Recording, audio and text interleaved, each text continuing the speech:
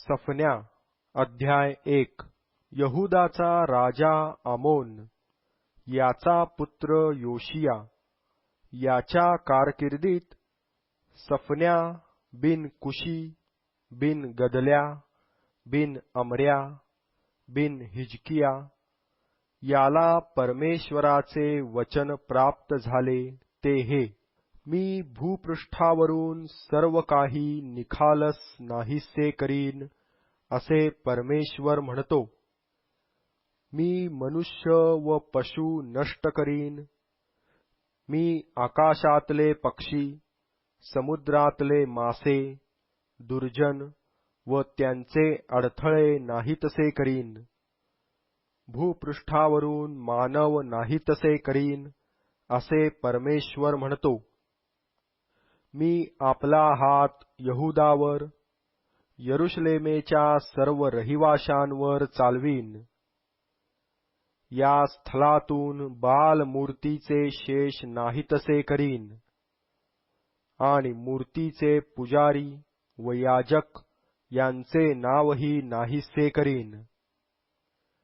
जे धाब्यावर आकाशातील सैन्याची पूजा करीतात, जे उपासक परमेश्वराची शपथ वाहतात व मिल्कोम मूर्तीचीही शपथ वाहतात, जे परमेश्वरापासून परांगमुख झाले आहेत, ज्यांनी परमेश्वराचे चरण धरिले नाहीत व त्याचा शोध केला नाही, त्यास मी नष्ट करीन.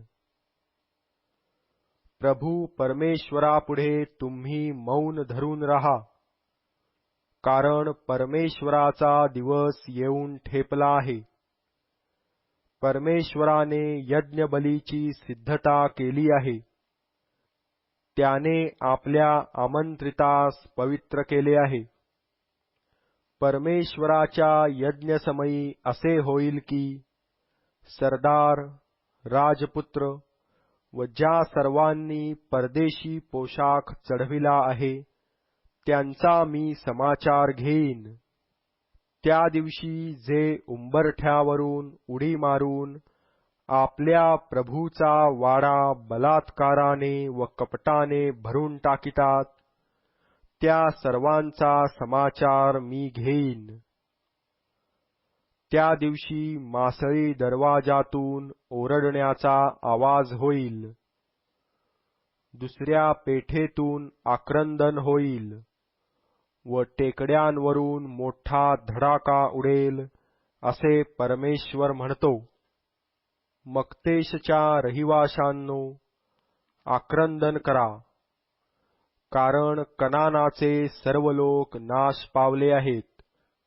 चांदीने लादलेले सर्व नाश पावले आहेत.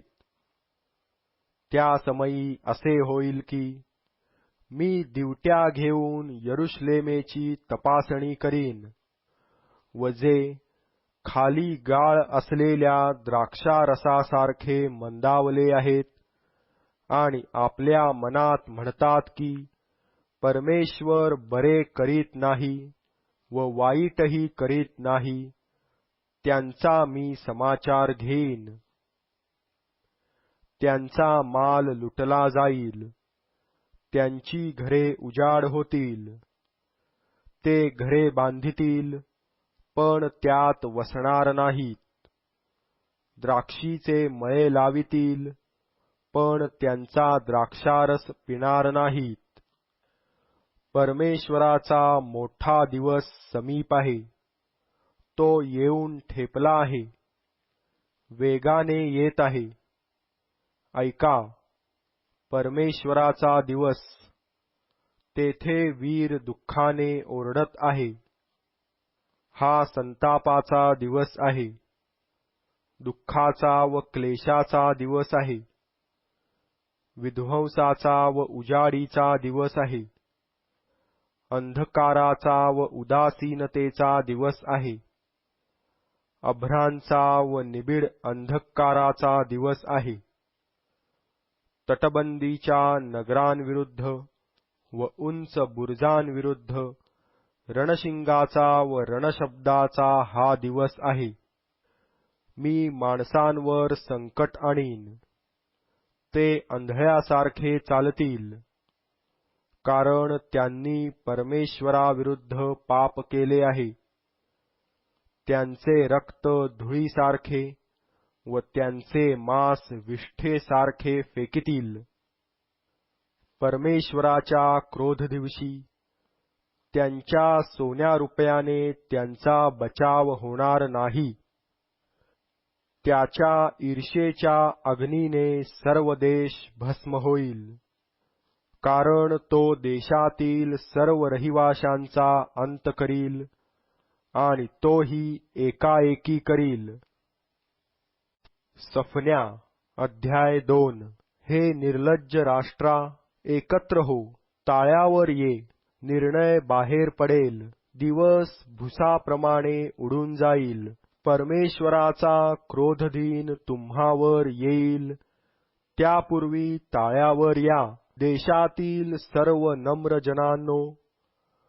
परमेश्वराच्या न्यायानुसार चालणाऱ्यांनो, त्याचा आश्रय करा. धार्मिकता व नम्रता यांचे अवलंबन करा, म्हणजे कदाचित परमेश्वराच्या क्रोधदिनी तुम्ही दृष्टीआड व्हाल. कारण गज्जाचे विस्मरण पडेल. अश्कलोन रान बनेल. अश्दोदास भर दुपारी हाकून देतील. एक्रोनावर नांगर फिरेल. समुद्रतीरीच्या रहिवाशास, करेथी राष्ट्रास धिक्कार असो. हे कनाना, पलिष्ट्यांच्या देशा, तुझविरुद्ध परमेश्वराचे वचन आहे.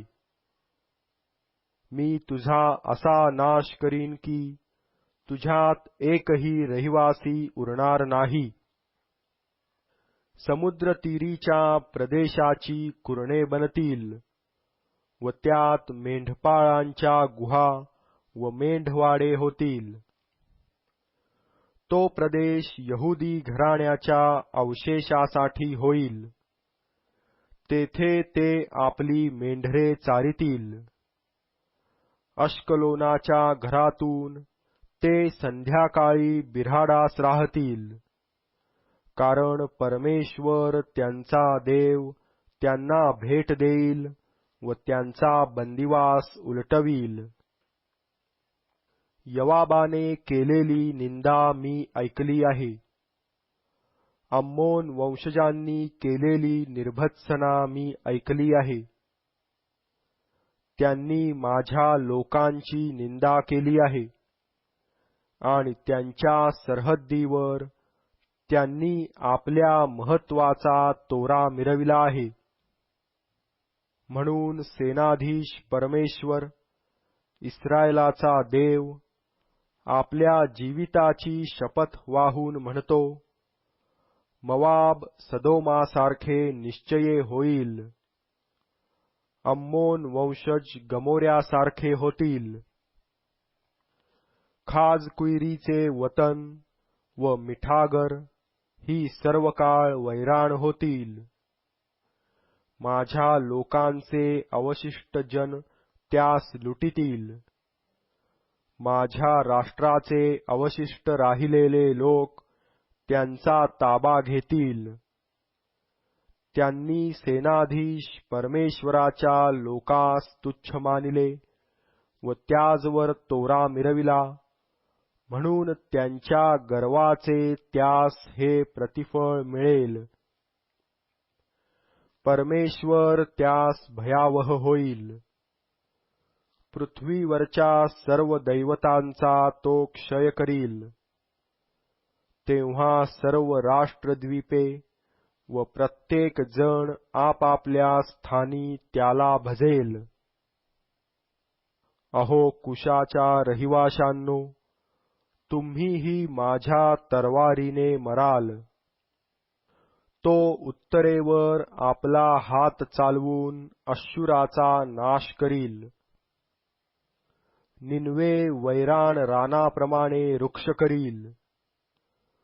गुरा मेंढरांचे कळप, भूतलावरील सर्व पशु तिच्यामध्ये वसतील. पाणकोळी व साळू तिच्या खांबांच्या शिरोभागी राहतील. त्यांचे घुमणे खिडक्यातून ऐकू येईल. उंबरठे ओस पडतील, कारण त्याने गंधसरूचे लाकूडकाम उघडे केले आहे. हीच ती उल्हासी निर्धास्त असलेली नगरी. ती आपल्या मनात म्हणत असे की मीच काय ती आहे, दुसरे कोणी नाही. ती कशी ओसाड पशु बसण्याची जागा झाली आहे. तिच्या जवळून जाणारा प्रत्येक जण तिची छी थू करील व तिच्याकडे हातवारे करील. सफन्या अध्याय 3. ती बंडखोर, भ्रष्ट व बलात्कारी नगरी, तिला धिक्कार असो. तिने वचन मानिले नाही, बोध घेतला नाही, परमेश्वरावर श्रद्धा ठेविली नाही. ती आपल्या देवासमीप आली नाही. तिच्यातले तिचे सरदार गर्जना करणारे सिंह आहेत. तिचे न्यायाधीश संध्याकाळी बाहेर पडणारे लांडगे आहेत. ते सकाळच्यासाठी काही शिल्लक राहू देत नाहीत. तिचे संदेष्टे बढाईखोर व विश्वासघातकी आहेत. तिचे याजक पवित्र स्थान भ्रष्ट करीतात. त्यांनी धर्मशास्त्राचे अतिक्रमण केले आहे. तिच्यामध्ये परमेश्वर न्यायी आहे. तो काही अन्याय करीत नाही. रोज सकाळी तो आपला न्याय प्रगट करीतो, चुकत नाही.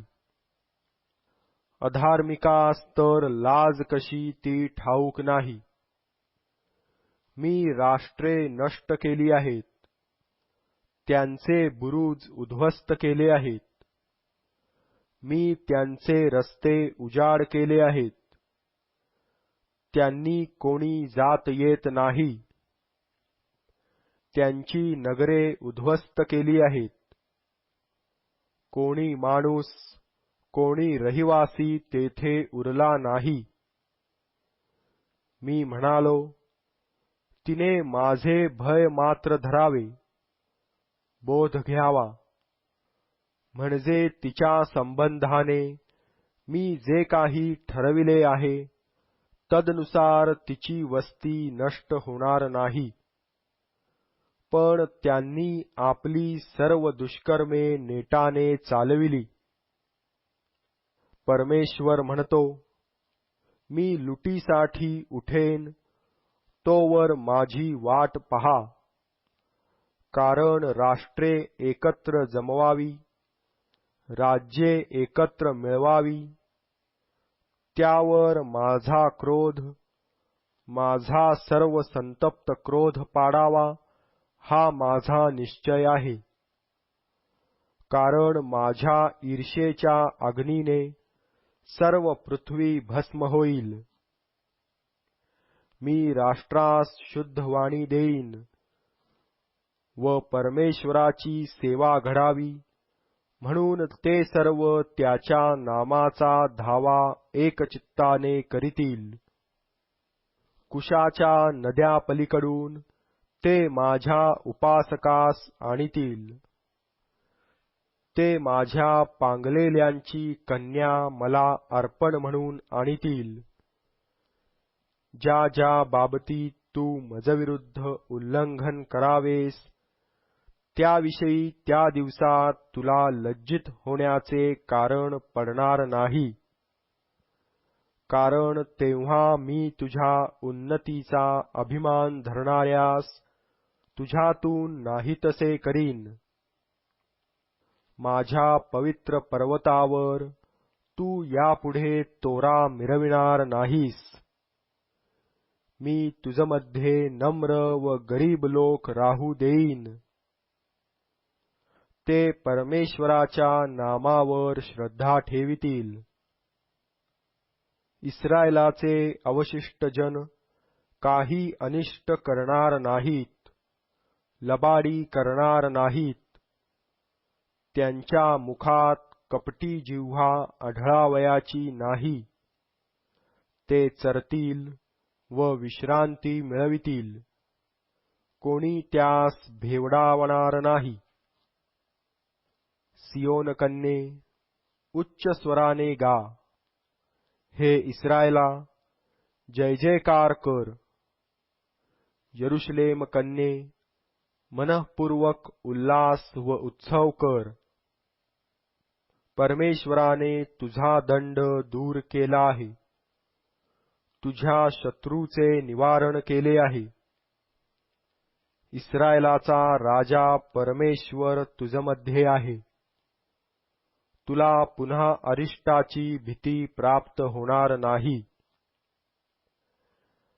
त्या दिवशी यरुशलेमेस म्हणतील, हे सियोने, भिवू नको, तुझे हात गळू देऊ नको.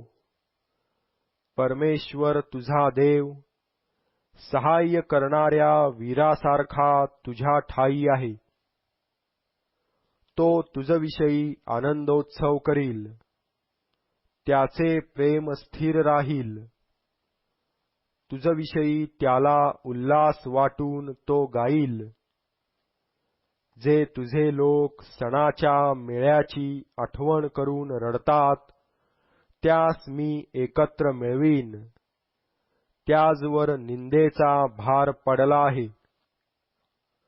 पहा, त्या समयी तुला पिडणाऱ्या सर्वांचा मी समाचार घेईन. जी लंगडी आहे तिला मी बचावीन.